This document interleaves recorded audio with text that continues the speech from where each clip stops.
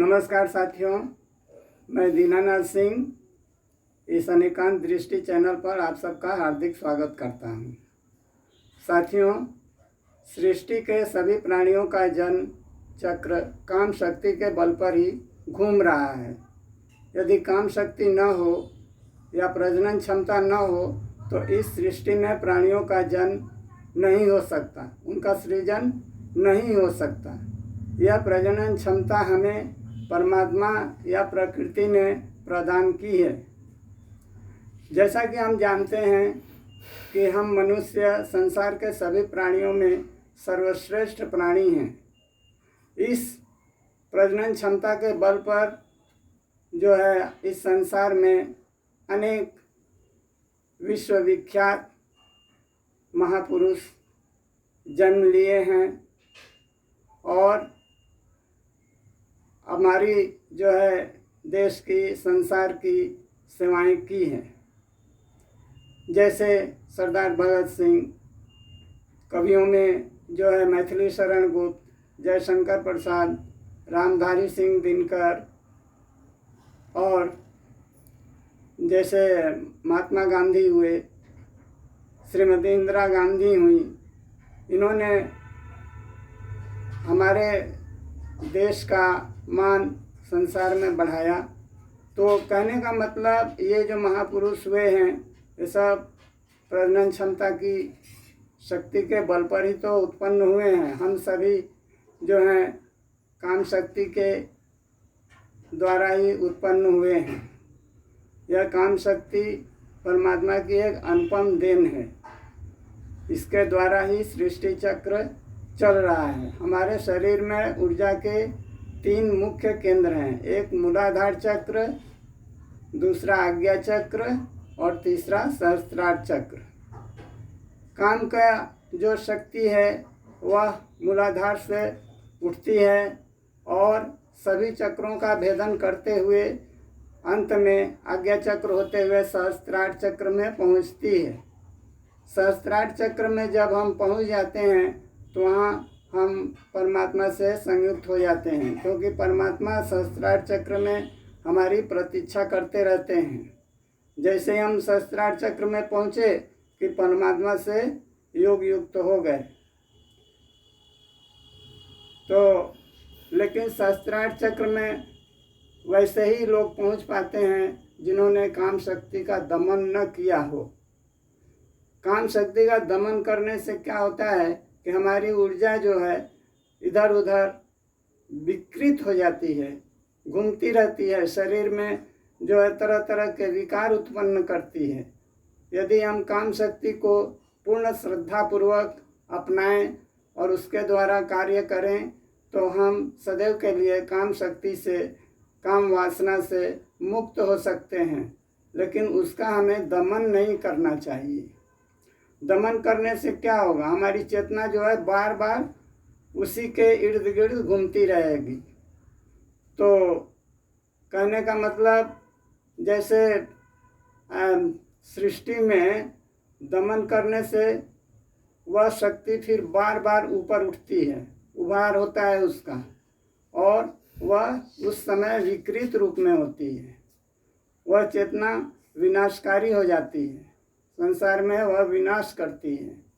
तो इसीलिए हमें काम शक्ति का दमन नहीं करना चाहिए, अपितु पूर्ण श्रद्धापूर्वक, अत्यंत प्रेम पूर्वक हमें इस क्रिया में संयुक्त होना चाहिए। तब हम सदैव के लिए काम वासना से मुक्त हो जाएंगे। और यदि हम प्रजनन क्षमता को भली भांति समझ लें तो परम आनंद की प्राप्ति हम कर सकते हैं। इस काम शक्ति में एक रहस्य छिपा हुआ है, एक परम बिंदु है। यह चरम सीमा पर एक बिंदु हमें अनुभूत होती है। इस बिंदु को पकड़ लेना, परम शून्य को पकड़ लेना ही हमेशा के लिए हमें काम वासना से मुक्त कर देगा। लेकिन ऐसा बहुत कम लोग ही कर पाते हैं।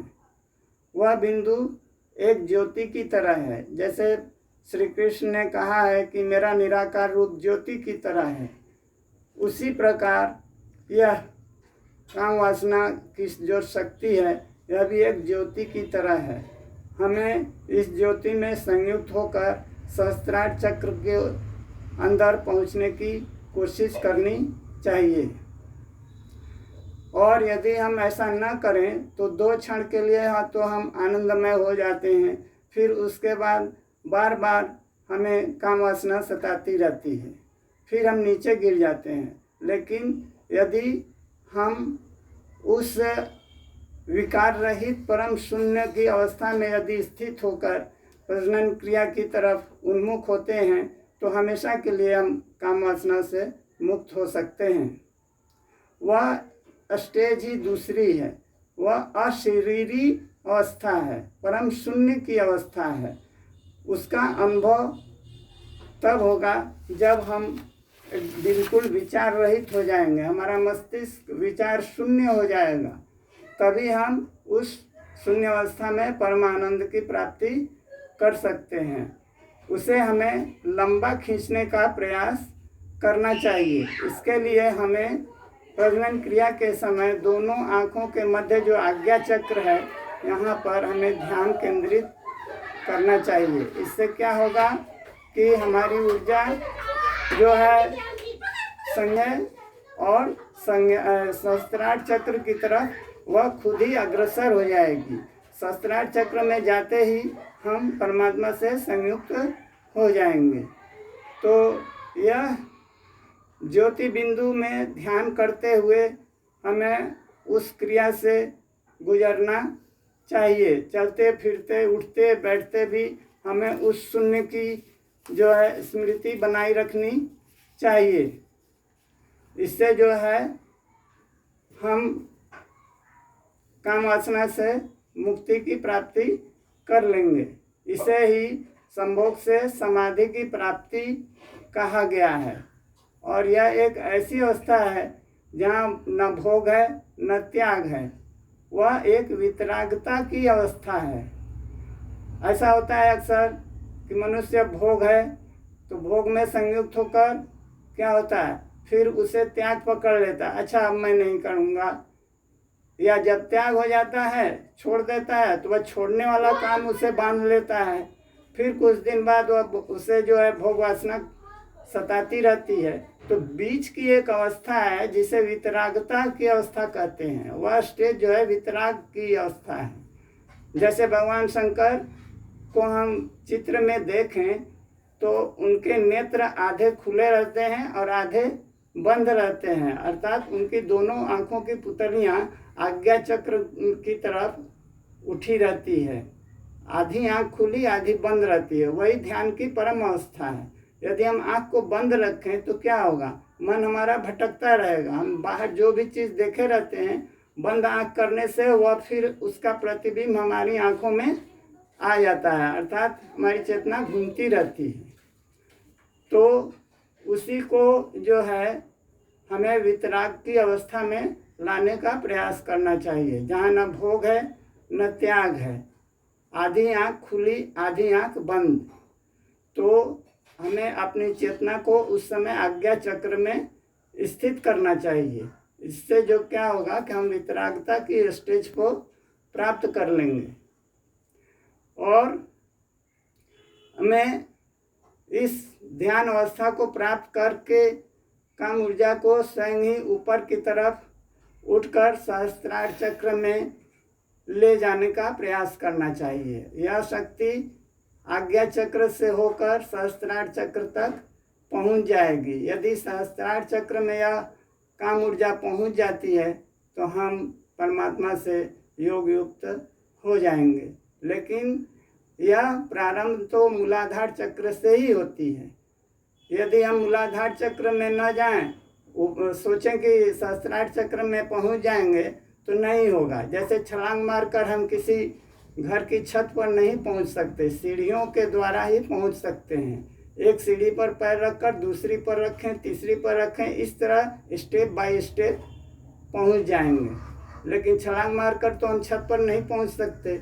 उसी प्रकार मूलाधार चक्र जहाँ यह काम ऊर्जा या कुंडलिनी शक्ति रहती है, वो सुप्त अवस्था में रहती है, तो उसे जागृत कर हम उसे ऊपर उठाने का प्रयास करें। तो वह बीच के जो अन्य केंद्र हैं, जैसे स्वाधिष्ठान चक्र, मणिपूरक चक्र आदि आदि जो चक्र हैं, उनसे होकर आज्ञा चक्र होते हुए वह काम ऊर्जा जो है सहस्त्रार चक्र में पहुंच जाती है। यहाँ पहुंचने पर ही योगी जो है परमात्मा से संयुक्त हो जाता है।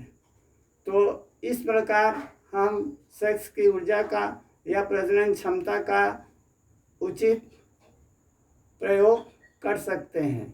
और ऐसी अवस्था में जो संतान उत्पत्ति होती है वह निश्चय ही एक महान आत्मा होती है, महापुरुष होते हैं, जो संसार में उथल पुथल मचा सकते हैं, विभिन्न प्रकार के परिवर्तन कर सकते हैं और इस विश्व को एक नई दिशा दे सकते हैं।